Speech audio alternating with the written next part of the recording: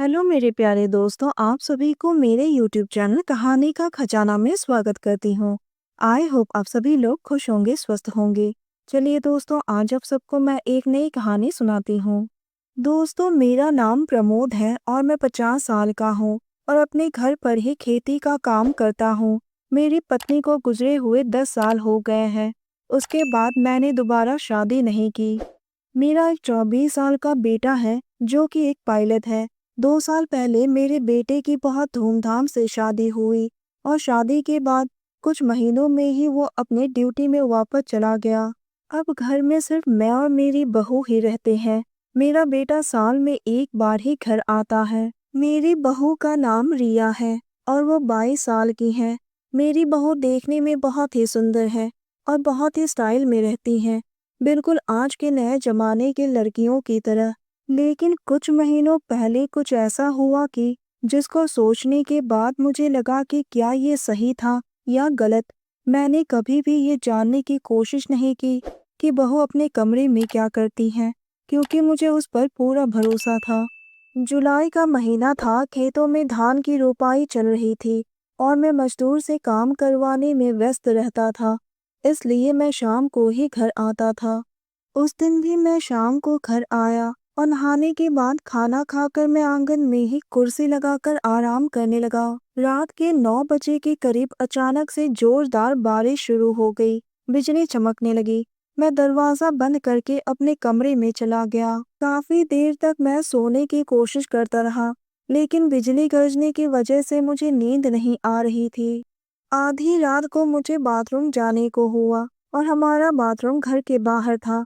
बारिश की वजह से मैं जा नहीं पाया, तो मैं अपने कमरे से बाहर निकलकर कॉरिडोर में टहल रहा था।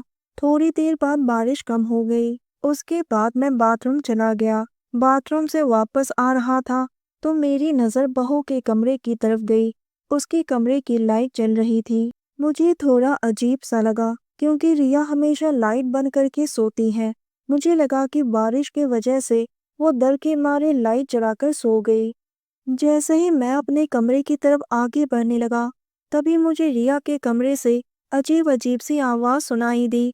मुझसे रहा नहीं गया और मैं उसके कमरे की तरफ बढ़ गया। दोस्तों, चैनल पर नए आए हैं तो इस वीडियो को एक लाइक करें और चैनल को एक सब्सक्राइब करें, ताकि ऐसी ही कहानियाँ आप सभी को मिलती रहें। तब रात के 2 बज रहे थे।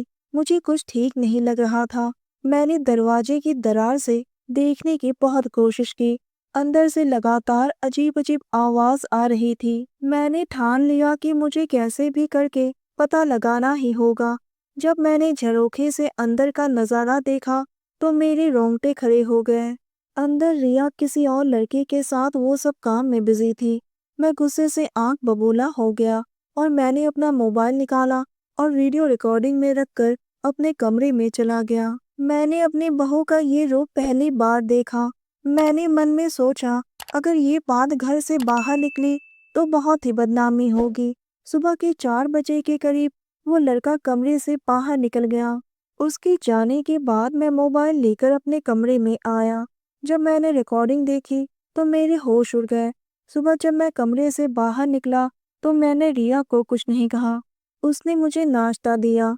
नाश्ता करते हुए मैंने उसकी आंखों में देखा तो मुझे उसकी आंखों में थकावट साफ दिखाई दे रही थी। उसके बाद मैं खेत की ओर निकल गया और शाम को ही घर वापस आया। मैंने फैसला किया कि मैं रिया से इस बारे में ज़रूर बात करूंगा। रात का खाना खाने के बाद मैंने पूछा, रिया, घर में ये सब क्या चल रहा है? रिया ने धीरे से कहा, पापा जी, आप कहना क्या चाहते हैं? मैंने कहा, कल रात वो लड़का कौन था जो तुम्हारे पास आया था? रिया डर गई। उसने कहा, कौन सा लड़का पापा जी? मैंने कहा, वही लड़का जो कल रात तुम्हारे कमरे में वो सब काम कर रहा था। उसने कहा, पापा जी, आपको शायद कुछ गलतफहमी हो गई है। तो मैंने उसे अपने मोबाइल में रिकॉर्ड की हुई वीडियो दिखा दी। वो डर के मारे रोने लगी और मेरे पैरों में पड़कर गिड़गिड़ाने लगी। वो रोते हुए मुझसे माफ़ी मांगने लगी और अपने पति को नहीं बताने की मिन्नतें करने लगी। फिर मैं नीचे झुका और रिया के दोनों बाजू को पकड़कर उसे उठाया। उसने मेरे सामने हाथ जोड़कर कहा कि पति की कमी महसूस कर रही थी, इसलिए गलती कर बैठी।